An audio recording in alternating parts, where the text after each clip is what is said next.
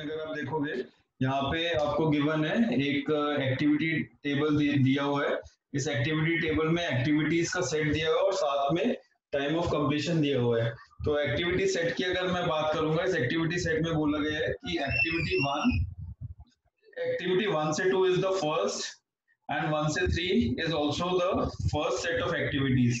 So that means 1 has to be connected with 2 and 1 should be connected with 3 also. ये दोनों से connect होगा क्योंकि दो एक्टिविटीज स्टार्ट कर रहे हैं इसको प्रोजेक्ट को। तो एक हो जाएगा 1 से 2 और एक हो जाएगा 1 से 3। तो there are two initiating activities 1 से 2 एंड 1 से 3। फिर उसके बाद आपको क्या करना है, 2 से 4 इनिशिएट करना है, 2 से 4 एंड देन 3 से 4। यहाँ पे आ जाएगा 2 से 4, 2 से 4 एंड 3 से 4। तो ये आपकी इनिशिएटिंग एक्टिविटीज हैं। और अब आपको क्या करना है, हर एक नोड को 3 पार्ट्स में डिवाइड करना है। हर एक नोड को 3 पार्ट्स में डिवाइड करना है। यहाँ पे तो लेबल आ जाएगा, label of the node, label of the node या event, label of the node या इवेंट। लेबलिंग जो होती है यूजुअली न्यूमेरिक होती है, तो यहाँ पे जैसे 1 या 2 या 3 या जो भी लिखेंगे।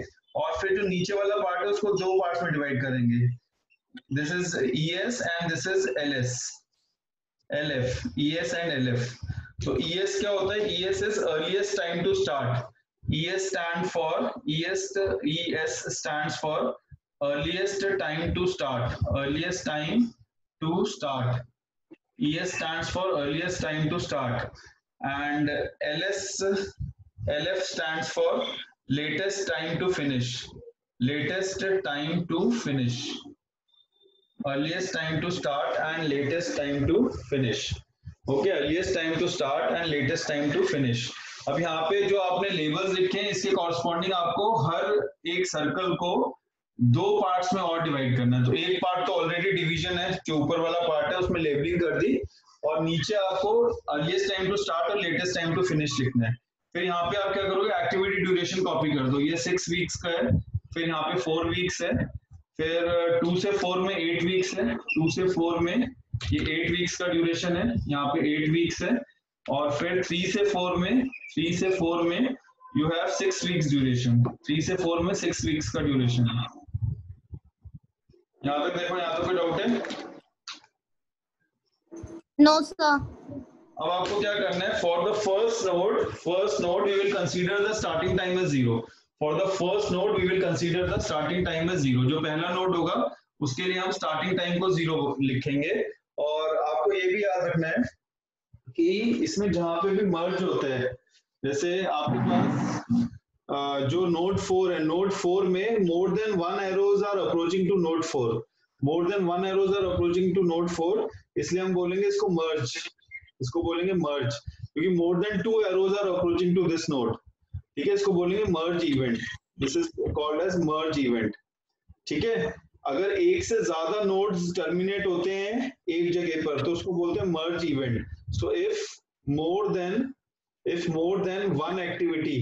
one activity terminates, if more than one activity terminates at a single node, if more than one activity terminates at a single node, then it is called as merge event. And if more than one activity is initiated from a single node, then it is called as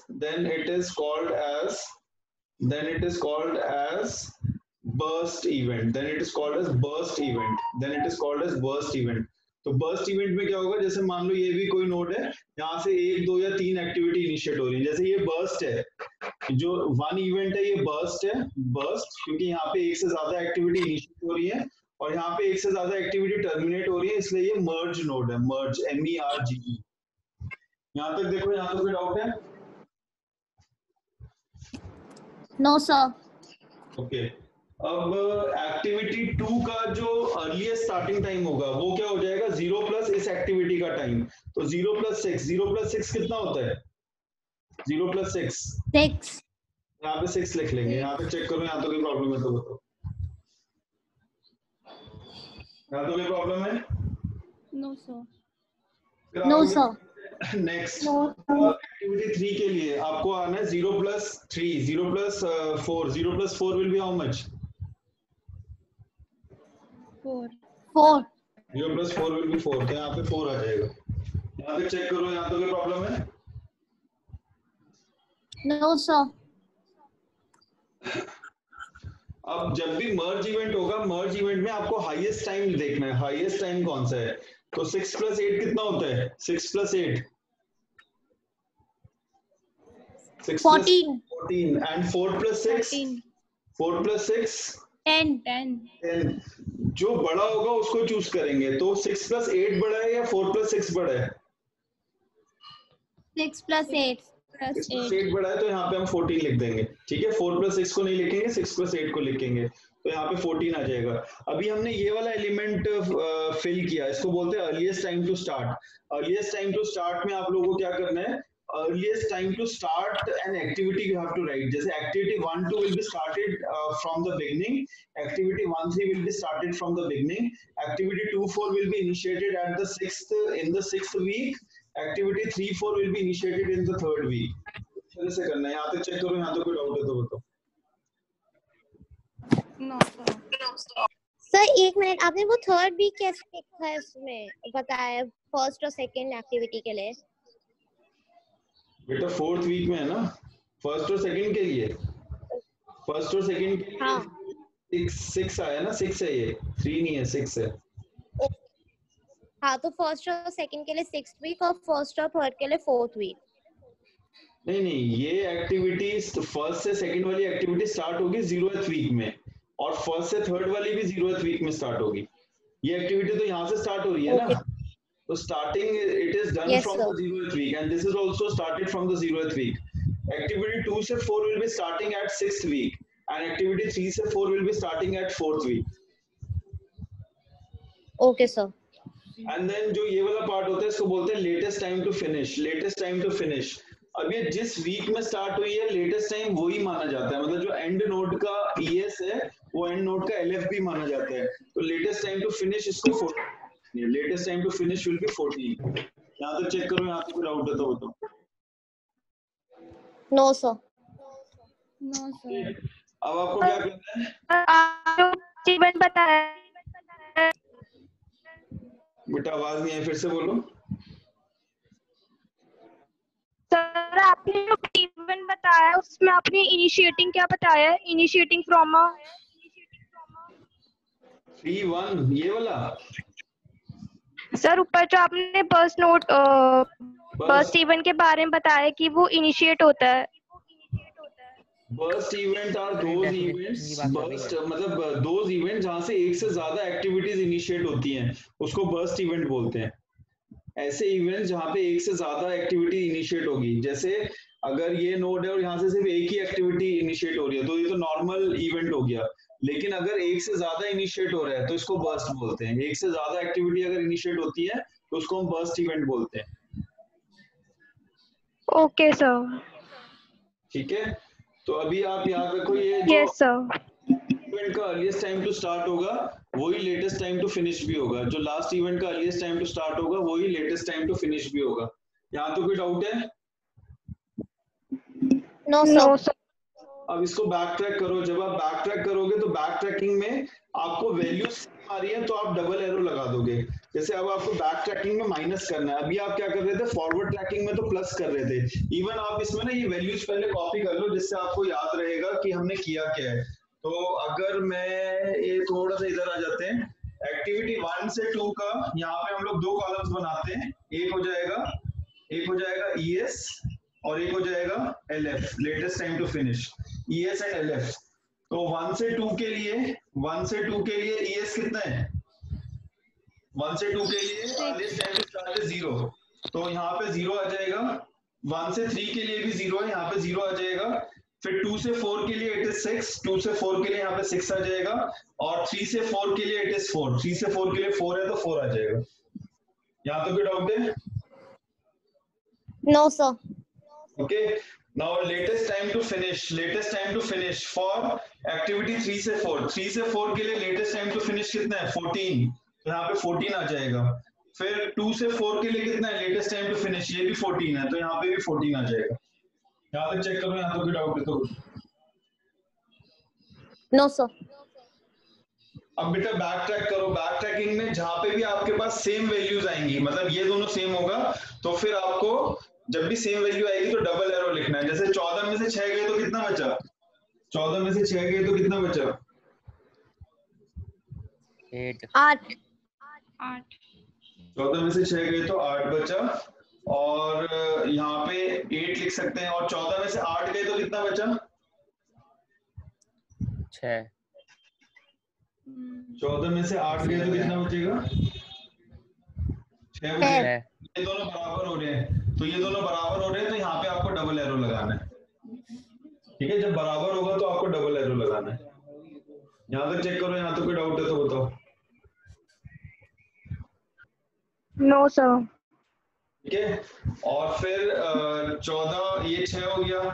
अब यहाँ पे अगर आप देखोगे तो इसमें तो आपके पास 8 आ रहा था, 14 माइनस 6 इज 8। यहाँ पे हमने डबल एरो क्यों नहीं लगाया? डबल एरो इसलिए नहीं लगाया क्योंकि ये दोनों मैच नहीं हो रहा। जब ये दोनों मैच होगा तभी डबल एरो लगेगा।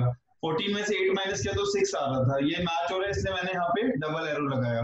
फिर 6 माइनस 6 कितना होता है? 6 माइनस 6 0। और 8 माइनस 0।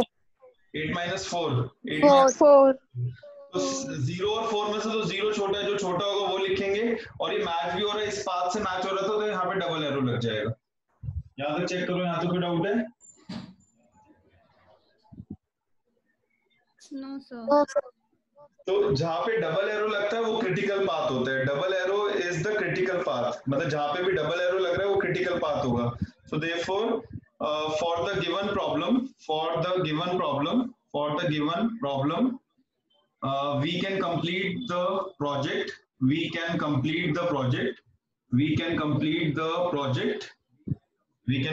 project by initiating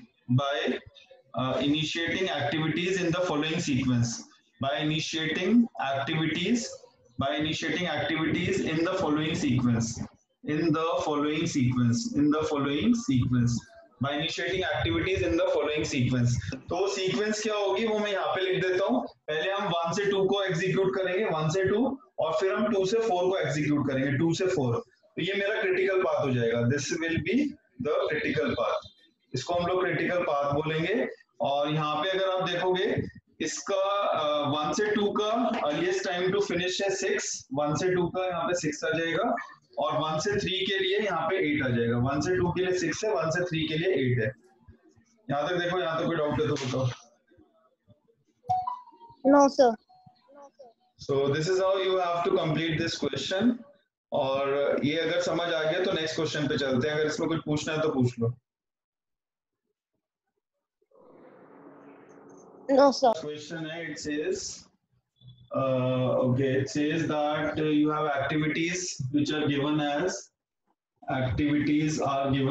1 से 2, then 1 से 3, then 2 से 3, then 2 से 4, then 3 से 4, 2 से 4, then 3 से 4, then 4 से 5। 1 से 2, 1 से 3, 2 से 3, 2 से 4, 3 से 4, 4 से 5। और फिर उसके बाद है ड्यूरेशन। यहाँ पे ड्यूरेशन दिया हुआ है, duration is 20, then 25, then 10, then 12, then 6 and then 10। ये ड्यूरेशन भी गिवन है। ठीक है, तो अगर हम इसको ड्रॉ करते हैं, सबसे पहले नेटवर्क डायग्राम की बात करें तो what do you think, how many initiating activities are there? How many initial activities? Sir 2। So I have to start from node 1 and then I have 2 initial activities, 1 से 2 and 1 से 3। तो यहाँ पे आ जाएगा 1 से 2, यहाँ पे आ जाएगा 1 से 3। यहाँ पे हम सर्कल बनाएंगे और यहाँ पे भी हम सर्कल बनाएंगे। यहाँ पे लिखेंगे एक्टिविटी नोड 2 एंड नोड 3। यहाँ तक चेक करो, यहाँ तक कोई डाउट है? No sir. 2 I have to initiate activities 2 से 3 and 2 से 4। I have to initiate 2 से 3 and 2 से 4। तो ये हो जाएगा 2 से 3, then I have to initiate 2 से 4, 2 से 4, और साथ में आपको 3 से 4 भी इनिशिएट करना है। तो यहाँ पे आ जाएगा 3 से 4। तो ये जो नोड होगा इसको हम 4 नेम करेंगे। और फिर उसके बाद सर 2 से 3 बीच में नहीं आएगा? 2 से 3. This will be 2 से 3. Okay, this will be 2 से 3, 2 से 4 and then 3 से 4. फिर उसके बाद आपको क्या करना है? 4 से 5 इनिशिएट करना है. So आपको लास्ट में क्या करना है? 4 से 5 इनिशिएट करना है. So 4 to 5. यहाँ पे आ जाएगा 4 to 5. यहाँ तक चेक करो. यहाँ तक कोई डाउट है तो बताओ. यहाँ तो कोई डाउट है? No, sir. No, sir. यहाँ पे ड्यूरेशन की अगर हम बात करें तो इसका 20 यूनिट्स है. ड्यूरेशन 20 यूनिट्स है. यहाँ पे ड्यूरेशन जो है 25 यूनिट्स है. यहाँ पे जो ड्यूरेशन है वो 10 यूनिट्स है. फिर यहाँ पे 2 से 4 में ड्यूरेशन जो है वो 12 यूनिट्स है. 3 से 4 में ड्यूरेशन जो है वो 6 यूनिट्स है. 4 से 5 में जो ड्यूरेशन है वो 10 यूनिट्स है. यहाँ तक चेक करो. यहाँ तो कोई प्रॉब्लम है? No, sir. फिर आप यहाँ पे देखोगे तो इसको आप लाइक डिस्ट्रीब्यूट कर सकते हो इन 3 पार्ट्स. एक तो आपने ऑलरेडी लेबल कर चुके हो. Now you have to fill every node with 3 things. Every node is to be filled with 3 things. First is the label. Then you have to fill it with earliest time to start and then you have to fill it with latest time to finish. Label, earliest time to start and latest time to finish. ठीक है? तो Yes, sir. 1 से 2 का starting time क्या होगा? 1 से 2 का starting time 0. 1 से 2 का भी 0 होगा. 1 से 3 का भी 0 होगा. दोनों का ही 0 होगा. और फिर अगर हम अप्रोच करते हैं 2 को तो 1 से 2 का स्टार्टिंग 1 से 2 तो 2 एक्टिविटी 2 तक 2 को स्टार्ट करने का टाइम होगा 0 + 20. 0 + 20 विल बी 20. 20. ओके. अब ये मर्ज इवेंट है. मर्ज इवेंट में आपको मैक्सिमम देखना होता है. तो 20 + 10 मैक्सिमम है या 0 + 25 मैक्सिमम है? 20 + 10 करोगे तो 30 आता है. 0 + 25 करोगे तो 25 आता है. कौन सा बड़ा है? 30. आप जब भी आपको याद रखना है, जब भी आप मर्ज बनेगा, जब भी मर्ज इवेंट होगा तो आपको मैक्सिमम वैल्यू लेनी है. ठीक है? For merge event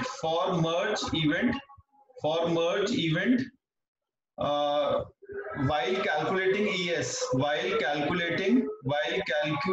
ES we should consider maximum value. We should consider maximum value. तो मैक्सिमम वैल्यू 0 + 10 30 है. तो इसलिए हम यहाँ पे 30 लिख देंगे. यहाँ तक चेक करो. यहाँ तक कोई डाउट है? No, sir. ओके. फिर उसमें Yes, sir. आगे 20 यहाँ पे भी मर्ज हो रहा है. तो 20 और 12 होता है 32. 30 और 6 होता है 36. कौन सा बड़ा है? 36. तो यहाँ पे 36 आ जाएगा. यहाँ पे हम लोग 36 लिख देंगे. यहाँ तो कोई प्रॉब्लम है? No, sir. No, sir. Now 36 + 10. 36 + 10 is 46. 46. तो 46 लिखना है. यहाँ तक चेक करो. यहाँ तक कोई डाउट है? No, sir.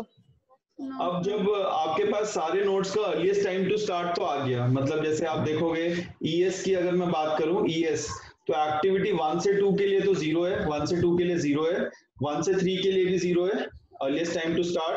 फिर अगर मैं 2 से 3 की बात करूं तो 2 से 3 के लिए इट इज 20. 2 से 3 के लिए 20 है. फिर 2 से 4 के लिए इट इज अगेन 20. 2 से 4 के लिए भी 20 है. फिर 3 से 4 के लिए 30 है. 3 से 4 के लिए 30 है. और 4 से 5 के लिए इट इज 36. फॉर 4 से 5 it is 36. Earliest time to start. यहाँ तो कोई प्रॉब्लम है? No, sir. फिर लेटेस्ट टाइम टू फिनिश की बात करते हैं. तो जो अर्लीस्ट टाइम टू स्टार्ट होता है वही लेटेस्ट टाइम टू फिनिश भी होता है. इस नोट का जो अर्लीस्ट टाइम टू स्टार्ट होगा वही लेटेस्ट टाइम टू फिनिश होगा. तो यहाँ पे 46 है तो यहाँ पे भी हम 46 लिखेंगे. यहाँ तक चेक करो. यहाँ तो कोई डाउट है? आखिरी नोट में earliest time to start is same as latest time to finish. For the last node earliest time to start is same as the latest time to finish. Okay. Yes, sir.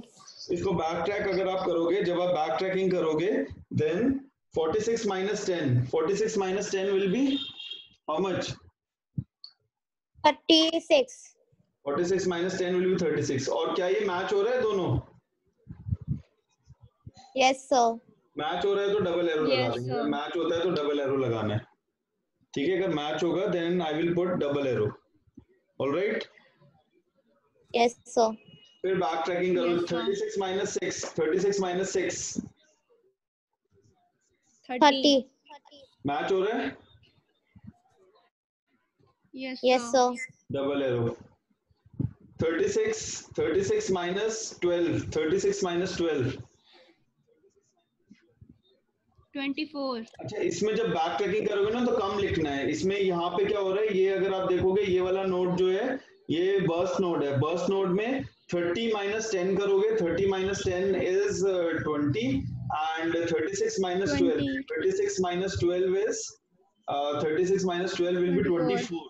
तो जो कम होगा वो लिखेंगे जब back tracking करते हैं। Back tracking में ये तो आप फॉरवर्ड ट्रेसिंग है, इसको हम क्या बोलते हैं, forward tracing. Forward tracing, forward tracing में तो आपको ये रूल लगाना है। फॉरवर्ड ट्रेसिंग में अगर मर्ज आएगा तो हमें क्या करना है, we have to calculate the maximum value, we have to calculate the maximum value. लेकिन हम बैक ट्रैकिंग अगर करेंगे, while backtracking, अगर हम बैक ट्रैकिंग कर रहे हैं and if we counter a burst event, if we counter a burst event, जैसे ये burst event है क्योंकि यहाँ से एक से ज्यादा एक्टिविटीज इनिशिएट हो रही हैं। if we counter a burst event then we consider the minimum EF। तो हम मिनिमम EF कंसीडर करेंगे। फॉरवर्ड ट्रेसिंग में आपको मैक्सिमम ES कंसीडर करना होता है और बैक ट्रैकिंग में मिनिमम EF कंसीडर करना होता है। तो इसमें मिनिमम 30 में से 10 20 आ रहा है और 36 में से 12 गया तो 24 आ रहा है। तो यहाँ पे 20 लिखेंगे और यहाँ पे डबल एरो लगा देंगे। यहाँ तक चेक करो, यहाँ तक कोई डाउट है? No, sir. और फिर सर मिनिमम LF होगा ना? EF क्यों होगा? मिनिमम आपने जो लिखा है बैक है ना? LF होगा, लेटेस्ट टाइम टू फिनिश। ठीक है, फिर Yes, आप आगे जाओगे तो यहाँ पे भी आपका बर्स्ट इवेंट है। बर्स्ट इवेंट में 20 minus 20 is 0, 30 minus 25 is 5। क्योंकि बर्स्ट है तो मिनिमम लिखोगे तो मिनिमम 0 आ जाएगा और 0 इस पाथ से आया था तो यहाँ पे आपको डबल एरो लगाना है। यहाँ तो कोई डाउट है? No, sir. No, sir. तो अगर आप इसमें LF की बात करोगे, लेटेस्ट टाइम टू फिनिश 1 से 2 का लेटेस्ट टाइम टू फिनिश है कितना, 20। 1 से 2 का 20 है। 1 से 3 का 30 है। 1 से 3 का 30 है। 2 से 3 का भी 30 है। 2 से 3 का 30 है। फिर 2 से 4 के लिए इट इज 36। 2 से 4 के लिए इट इज 36। 3 से 4 के लिए भी 36 है, यहाँ पे भी 36 आ जाएगा। और 4 से 5 के लिए इट इज 46। 4 से 5 के लिए इट इज 46। लेकिन यूजली आपको कैलकुलेट करना होता है क्रिटिकल पाथ। तो अगर आप इसमें क्रिटिकल पाथ चूज करोगे तो क्रिटिकल पाथ आपका हो गया, अगर हम इस क्वेश्चन की बात करेंगे तो क्रिटिकल पाथ हमारे पास हो जाएगा। सबसे पहले एक्टिविटी 1 से 2 को हमें प्रोसेस करना है, फिर हमें 2 से 3 को प्रोसेस करना है, फिर हमें 3 से 4 को प्रोसेस करना है, हमें 4 से 5 को प्रोसेस करना है। ये क्रिटिकल पाथ हो गया। 1 से 2 को प्रोसेस करने के लिए 20 यूनिट्स का समय लगता है। 2 से 3 को प्रोसेस करने के लिए 10 यूनिट्स का समय लगता है। 3 से 4 को प्रोसेस करने के लिए 6 यूनिट्स का समय लगता है और 4 से 5 को प्रोसेस करने के लिए 10 यूनिट्स का समय लगता है। अगर आप ऐड करोगे तो ये हो जाएगा 46 units. So the entire project can be compiled in 46 units. अब अगर ये वीक्स है तो वीक्स लिख देंगे, आवर्स है तो आवर्स लिख देंगे, डेज है तो डेज लिख देंगे। और इसका क्रिटिकल पाथ हो जाएगा 1 से 2, देन 2 से 3, देन 3 से 4, देन 4 से 5। इस वाले पाथ को हम कंसीडर नहीं करेंगे और इस वाले पाथ को भी हम कंसीडर नहीं करेंगे। यहाँ तक चेक करो, यहाँ तो कोई डाउट है तो बताओ। No, sir. ओके